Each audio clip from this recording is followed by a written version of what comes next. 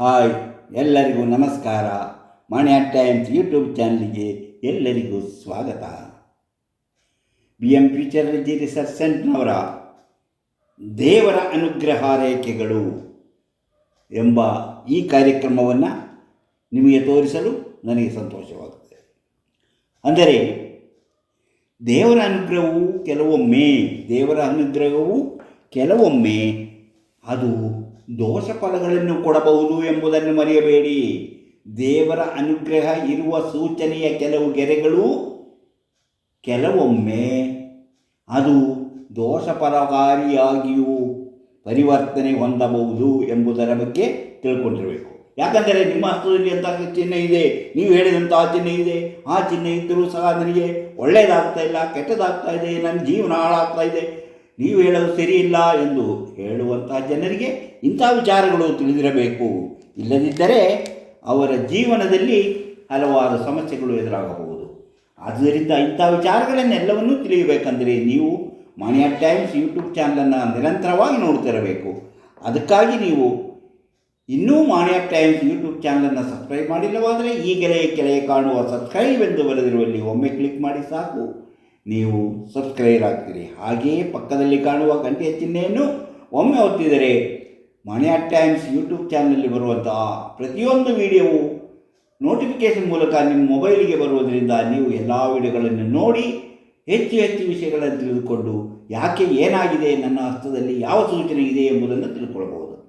ಹಾಗೆಯೇ ಪ್ರತಿಯೊಂದು ವಿಡಿಯೋವನ್ನು ಆರಂಭದಿಂದ ಕೊನೆಯವರೆಗೂ ನೋಡಿ, ಲೈಕ್ ಮಾಡಿ, ಶೇರ್ ಮಾಡಲು ಮರೆಯಬೇಡಿ. ನಿಮಗೆ ಭವಿಷ್ಯ ನಾವು ತಿಳಿಯಬೇಕಂದ್ರೆ ಇದರಲ್ಲಿ ಕೊಟ್ಟಿರೋ ಒಂದು ವಾಟ್ಸಪ್ ನಂಬರಿಗೆ ವಾಟ್ಸಪ್ ಮೆಸೇಜ್ ಮಾಡಿ. ಏನು ಮಾಡಿದರೆ ನಿಮ್ಮ ಭವಿಷ್ಯ ತಿಳಿಯಲು ಸಾಧ್ಯ ಎಂಬುದನ್ನು ತಿಳಿಸಲಾಗುತ್ತದೆ. ಈಗ ನಾನು ವಿಷಯಕ್ಕೆ ಬರುತ್ತೇನೆ. ದೇವರ ಅನುಗ್ರಹ ರೇಖೆಗಳು ಹಸ್ತದಲ್ಲಿ ಕಾಣುವ ಬದಲಾವಣೆ ಏನನ್ನು ಸೂಚಿಸುತ್ತದೆ ಎಂಬುದರ ಬಗ್ಗೆ ತಿಳಿಯೋಣ. ಈಗ ನಾನು ಇವತ್ತು ನಿಮಗೆ ದೇವರ ಅನುಗ್ರಹವೆಂದರೆ ನಿಮ್ಮ ಹೃದಯ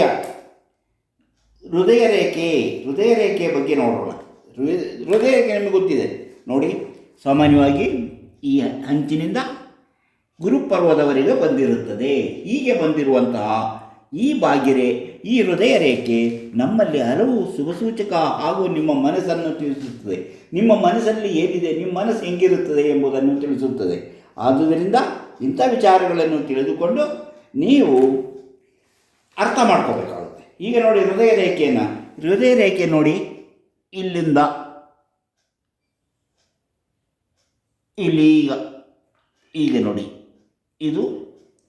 ಇದನ್ನು ನಾವು ಏನಂತೀವಿ, ಇದನ್ನು ನಾವು ದೀಪದ ಚಿಹ್ನೆ ಅಂದರೆ ದೀಪದ ಚಿಹ್ನೆ. ಈಗ ಇದು ಪ್ರಾರಂಭದಲ್ಲಿ ಈ ಥರ ದೀಪದಿಂದ ಬಂದು ಇಲ್ಲಿ ಬಂದು ಇದು ಈ ಥರ ತ್ರಿಶೂಲವಾಗಿ ತೋರುತ್ತದೆ. ತ್ರಿಶೂಲದಂತೆ 3 ಕವಲೊಡೆದಿರುತ್ತದೆ. ಎಲ್ಲಿ? ಗುರುಪರ್ವದಲ್ಲಿ 3 ಕವಲಾಗಿ ತಿರುಗಿರುತ್ತದೆ. ಅಲ್ಲಿ ದೀಪ ಇರುತ್ತದೆ. ಇಲ್ಲಿ ದೀಪದ ಚಿಹ್ನೆ ಇರುತ್ತದೆ. ಇಲ್ಲಿ ಹೀಗಿರುತ್ತದೆ.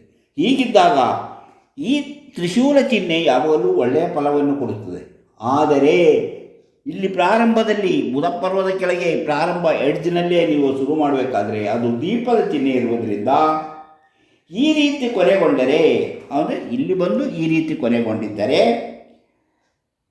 ಕೊನೆಗೊಂಡರೆ ಮಾನಸಿಕ ಸಂಘರ್ಷ ಹೆಚ್ಚಾಗಲಿದೆ. ನಿಮ್ಮ ಮಾನಸಿಕ ಚಿಂತೆಗಳು ಕೊರೆಯುತ್ತಾ ಇರುತ್ತದೆ. ನಿಮಗೆ ಒಂದಲ್ಲ ಒಂದು ನೆಮ್ಮದಿ ಇಲ್ಲದೆ ಇರುವುದು ಮುಂತಾದ ವಿಷಯಗಳು ನಿಮ್ಮನ್ನು ಕೊರೆಯುತ್ತಿರುತ್ತದೆ. ನಿಮ್ಮ ಮಾನಸಿಕ ಸಂಘರ್ಷ ಹೆಚ್ಚಾಗುತ್ತದೆ, ವಿರೋಧಗಳು ಹೆಚ್ಚಾಗುತ್ತದೆ. ನಂಬಿದವರು, ನಿಮ್ಮ ಜೊತೆಗಾರರಾಗಿರಬಹುದು, ನಿಮ್ಮ ಒಡಹುಟ್ಟಿದವರಾಗಿರಬಹುದು, ಅಥವಾ ನಿಮ್ಮ ಬೇಕಾದಂಥ ನೀವು ನಂಬಿಕೆಯಿಂದ ಅವರ ಜೊತೆ ಬೆರೆತಿರಬಹುದು, ಅಂತಹ ಜನಗಳಿಂದ ಮೋಸ ಹೋಗಬಹುದು. ಅಂದರೆ ಮೋಸ ಹೋಗುತ್ತೀರಿ. ಆರ್ಥಿಕ ಸಂಕಷ್ಟ ಒಂದು ಎದುರಾಗುತ್ತದೆ. ಅಂದರೆ ನೀವು ಹಣಕಾಸಿನ ವಿಷಯದಲ್ಲಿ ತುಂಬ ಕಷ್ಟಪಡಬೇಕಾಗುತ್ತದೆ. ನಿಮ್ಮ ಜೀವನವೇ ಕಷ್ಟಪಡಬೇಕು ಅಂಥದ್ದು. ಅಂದರೆ ಈ ರೀತಿಯ ಎಲ್ಲವೂ ಇರುತ್ತೆ. ಅಥವಾ ಇದಿಲ್ಲ ನೋಡಿ, ಈ ಥರ ಇದು ಇಲ್ಲದೆ ಬರೀ ಇದು ಮಾತ್ರ ಹೀಗಿದ್ದರೆ ನೋಡಿ, ನಿಮಗೆ ಈಗ ಹೇಳಿದ್ನಲ್ಲ ನಾನು, ಅಂತಹ ಫಲಗಳ ವಿರುದ್ಧ ಫಲಗಳು ನಿಮಗೆ ಸಿಗುತ್ತದೆ. ಈ ದ್ವೀಪ ಅಲ್ಲಿ ಇಲ್ಲದೇ ಇದ್ದರೆ, ಇಲ್ಲಿ ಐಲ್ಯಾಂಡ್ಸ್ ಇಲ್ಲದೇ ಇದ್ದರೆ ಈ ನಿಮಗೆ ಸಿಗುವಂಥದ್ದು ಈ ರೀತಿ ಇದ್ದಾಗ ನಿಮಗೆ ಎಲ್ಲವೂ ನಿಮ್ಮ ತದ್ವಿರುದ್ಧವಾದಂತಹ ಫಲಗಳೇ ಇರುತ್ತದೆ.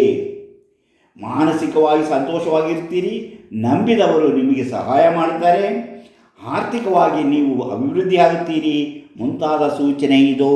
ಹೀಗಿದ್ದಾಗ, ಈಗ ಈ ರೀತಿಯ ಇದ್ದಾಗ. ಆದರೆ ಇಲ್ಲಿ ದೀಪ ಇದ್ದಾಗ ಅದೆಲ್ಲವೂ ಉಲ್ಟಾ ಹೊಡೆಯುತ್ತದೆ ಎಂಬುದನ್ನು ನೀವು ನೆನಪಿನಲ್ಲಿ ಇಟ್ಕೋಬೇಕು. ಹಾಗೆ ನೋಡಿ, ಇನ್ನು ಹೀಗೆ ನೋಡಿ, ಇದು ಈಗ ಆಯಿತು. ಇನ್ನು ಗುರುಪರ್ವದಲ್ಲಿ ಇನ್ನು ನೋಡಿ, ಗುರುಪರ್ವ ಇಲ್ಲಿಗೆ ಬಂದು ಇದು ಒಂದು ಶಾಖೆ ಇಲ್ಲಿಗೆ, ಒಂದು ಶಾಖೆ ಇಲ್ಲಿಗೆ, ಹೀಗೆ ಅಂದರೆ ಇದು ನಮ್ಮ ಹೃದಯ ರೇಖೆ ಇಲ್ಲಿ ಎರಡಾಗಿ ತಿರುಗಿ ಈ ಶನಿ ಬೆರಳು ಅಥವಾ ಮಧ್ಯದ ಬೆರಳು ಮತ್ತು ಈ ತೋರು ಬೆರಳು ಅಥವಾ ಗುರು ಬೆರಳ ಮಧ್ಯಕ್ಕೆ ಹೋಗಿರುತ್ತೆ ಒಂದು ಶಾಖೆ, ಇನ್ನೊಂದು ಶಾಖೆ ಗುರುಪರ್ವಕ್ಕೆ ಬಂದಿರುತ್ತದೆ.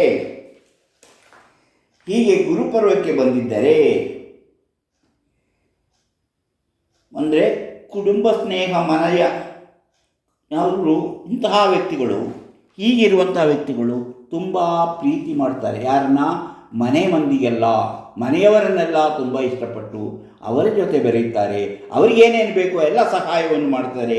ಮನೆಯವರ ಬಿಟ್ಟು ಯಾವುದೇ ಚಿಂತೆ ಅವರಿಗಿರುವುದಿಲ್ಲ. ಅಂಥ ಸ್ನೇಹಜೀವಿಯಾಗಿರುತ್ತಾರೆ. ಆದ್ದರಿಂದ ಅವರಿಗೆ ಒಳ್ಳೆಯ ಹೆಸರು ಇರುತ್ತದೆ, ಒಳ್ಳೆಯ ಗೌರವ ಇರುತ್ತದೆ, ಎಲ್ಲವೂ ಇರುತ್ತದೆ. ಧನಾಭಿವೃದ್ಧಿ ಆಗುತ್ತೆ, ಎಲ್ಲವೂ ಆಗುತ್ತೆ ಅವರಿಗೆ. ಈ ರೀತಿ ಇದ್ದವರು ಮನೆಗೆ ಒಳ್ಳೆಯ ವ್ಯಕ್ತಿಯಾಗಿ, ಎಲ್ಲರಿಗೂ ಒಳ್ಳೆಯ ವ್ಯಕ್ತಿಯಾಗಿ, ಜೀವನದಲ್ಲಿ ಒಳ್ಳೆಯ ಕೆಲಸಗಳನ್ನು ಮಾಡಿ ಜನಪ್ರಿಯನ್ನು ಗಳಿಸ್ತಾರೆ. ಆರ್ಥಿಕವಾಗಿಯೂ ತುಂಬ ಚೆನ್ನಾಗಿರುತ್ತಾರೆ. ಅವರು ಹಣವನ್ನು ಗಳಿಸುತ್ತಾರೆ, ಆಸ್ತಿಯನ್ನು ಗಳಿಸುತ್ತಾರೆ ಎಂಬುದರ ಸೂಚನೆ.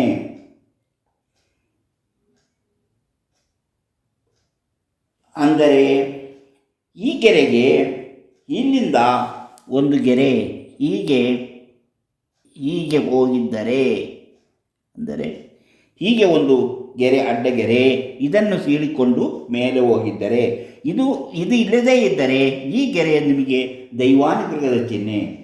ಆದರೆ ಇದನ್ನು ಸೀಳಿಕೊಂಡು, ಇದನ್ನು ಕಟ್ ಮಾಡಿಕೊಂಡು ಮೇಲಕ್ಕೆ ಹೋದರೆ, ಈ ರೀತಿಯ ಮೇಲಕ್ಕೆ ಹೋಗುವುದರಿಂದ ಈ ರೀತಿ ಸೀಳಿಕೊಂಡು ಒಳ್ಳೆಯದ ಗುರುಪರ್ವದಲ್ಲಿ ಲಂಬವಾದ ರೇಖೆ ಉತ್ತಮವಾದ ಸೂಚನೆ. ಅಂದರೆ ಇದು ಲಂಬವಾದದ್ದು ಉತ್ತಮವಾದದ್ದು ಹೀಗಿದ್ದರೆ. ಆದರೆ ಇದನ್ನು ಸೀಳಿಕೊಂಡು ಮೇಲಕ್ಕೆ ಹೋದರೆ, ಯಾವುದು ಹೃದಯ ರೇಖೆಯ ಶಾಖಾರೇಖೆಯನ್ನು ಸೀಳಿಕೊಂಡು ಮೇಲಕ್ಕೆ ಹೋದರೆ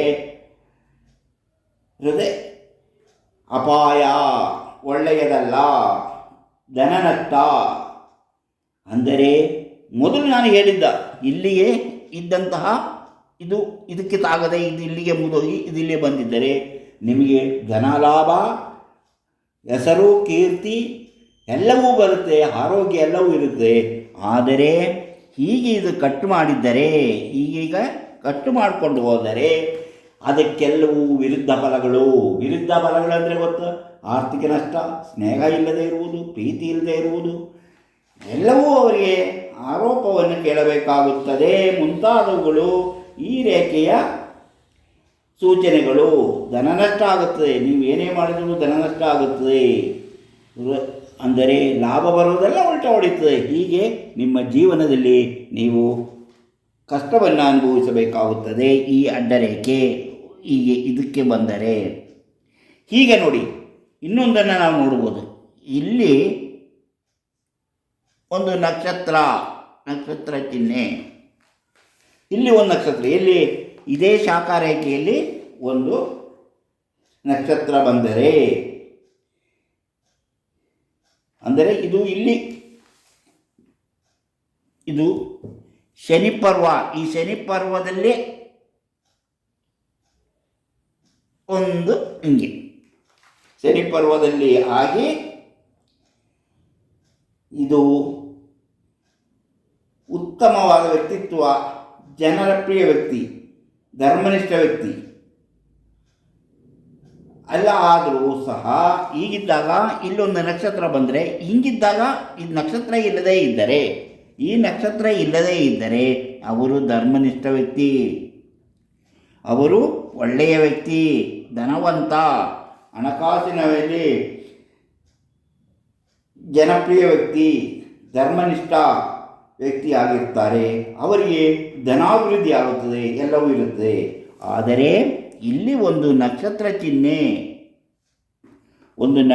ಚಿಹ್ನೆ ಬಂದರೆ, ಎಲ್ಲಿಯ ಗೆರೆ ಮೇಲೆ, ನೀವು ನಕ್ಷತ್ರ ಚಿಹ್ನೆ ಬೇರೆ ಎಲ್ಲಾದರೂ ಈ ಗೆರೆ ಇಲ್ಲದಿದ್ದರೆ, ಹಾಗೇ ಈ ನಕ್ಷತ್ರ ಚಿಹ್ನೆ ಇಲ್ಲಿ ಇದ್ದರೆ, ಈ ಗೆರೆಗೆ ತಾಕದೆ ಈ ನಕ್ಷತ್ರ ಚಿಹ್ನೆ ಇದ್ದರೆ ಅವರು ಉತ್ತಮ ವ್ಯಕ್ತಿ, ಧನಲಾಭ, ಧನದೃಷ್ಟಿ, ಕೀರ್ತಿ ಎಲ್ಲವೂ ಸಿಗುತ್ತದೆ.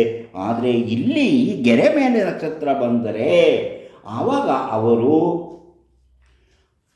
ಬಹಳ ಘೋರವಾದ ಅಪಾಯವನ್ನು ಎದುರಿಸುವಂಥ ಪರಿಸ್ಥಿತಿ ಎದುರಾಗಬಹುವ ಸಾಧ್ಯತೆ ಇದೆ. ಘೋರವಾದ ಅಪಘಾತವಾಗುವಂತಹ, ಇಲ್ಲವೇ ಆರೋಗ್ಯಕ್ಕೆ ಪರಿಣಾಮ ಬೀರುವಂತಹ ಯಾವುದಾ ಘಟನೆ ನಡೆಯಬಹುದು. ಆದುದರಿಂದ ಎಚ್ಚರವಾಗಿರಬೇಕು. ಆದರೆ ಹೃದಯ ರೇಖೆಯ ಶಾಖೆಯಲ್ಲಿ ಬಂದರೆ ದೋಷಫಲ ಎಂಬುದನ್ನು ಮರೆಯಬಾರದು. ಇದು ದೋಷಫಲ, ಇದು ಇಲ್ಲದಿದ್ದರೆ ಉತ್ತಮ ಫಲ. ಈ ರೇಖೆ ಮೇಲೆ ಇದು ಬರದೇ ಇದ್ದರೆ, ಬರೀ ಗುರುಪರ್ವದಲ್ಲಿ ನಕ್ಷತ್ರ ಇದ್ದರೆ ಉತ್ತಮ ಫಲ, ಉತ್ತಮವಾದಂಥ ದೈವಾನುಗ್ರಹದ ಚಿಹ್ನೆ. ಈಗ ನಾನು ಹೇಳಿದ್ದು ನಿಮಗೆ ದೈವಾನುಗ್ರಹದ ಚಿಹ್ನೆಗಳು.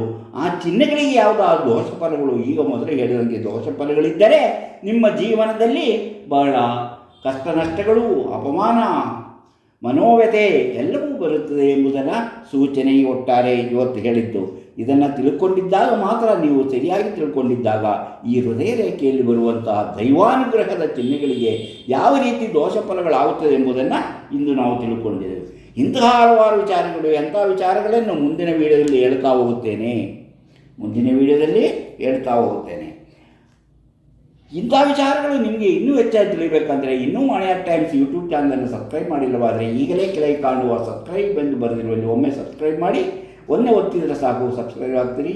ಹಾಗೆಯೇ ಪಕ್ಕದಲ್ಲಿ ಕಾಣುವ ಗಂಟೆ ಚಿಹ್ನೆಯನ್ನು ಒತ್ತಿದರೆ ಮಣಿಯಾರ್ ಟೈಮ್ಸ್ ಯೂಟ್ಯೂಬ್ ಚಾನಲಲ್ಲಿ ಯಾವುದೇ ಒಂದು ವಿಡಿಯೋವನ್ನು ಅಪ್ಲೋಡ್ ಮಾಡಿಕೊಳ್ಳೆ ನಿಮ್ಮ ಮೊಬೈಲಿಗೆ ನೋಟಿಫಿಕೇಷನ್ ಬರುತ್ತೆ. ನೀವು ಎಲ್ಲ ವಿಡಿಯೋಗಳನ್ನು ನೋಡಿ ವಿಷಯಗಳನ್ನು ತಿಳ್ಕೊಂಡು ಜೀವನಕ್ಕೆ ಬೇಕಾದನ್ನು ಅಳವಡಿಸಿಕೊಳ್ಳಬಹುದು. ಹಾಗೆಯೇ ಪ್ರತಿಯೊಂದು ವಿಡಿಯೋವನ್ನು ಆರಂಭದಿಂದ ಕೊನೆವರೆಗೂ ನೋಡಿ, ಲೈಕ್ ಮಾಡಿ, ಶೇರ್ ಮಾಡಲು ಮರೆಯಬೇಡಿ. ನಿಮಗೆ ಏನಾದರೂ ಭವಿಷ್ಯ ತಿಳಿಯಬೇಕೇ, ಹಸ್ತರೇಖೆ ನೋಡಿ ಭವಿಷ್ಯ ತಿಳಿಯಬೇಕೆ ಅಂದರೆ ಇದರಲ್ಲಿ ಕೊಟ್ಟಿರುವಂತಹ ವಾಟ್ಸಪ್ ನಂಬರಿಗೆ ವಾಟ್ಸಪ್ ಮೆಸೇಜ್ ಮಾಡಿ ಏನು ಮಾಡಬೇಕೆಂಬುದನ್ನು ತಿಳಿಸಲಾಗುತ್ತದೆ. ಇಂತಹ ಮತ್ತೊಂದು ವಿಡಿಯೋದೊಂದಿಗೆ ಮತ್ತೆ ಬರುತ್ತೇನೆ. ಇಷ್ಟು ಹೊತ್ತು ಈ ವಿಡಿಯೋ ನೋಡಿದ ನಿಮಗೆಲ್ಲರಿಗೂ ಧನ್ಯವಾದ.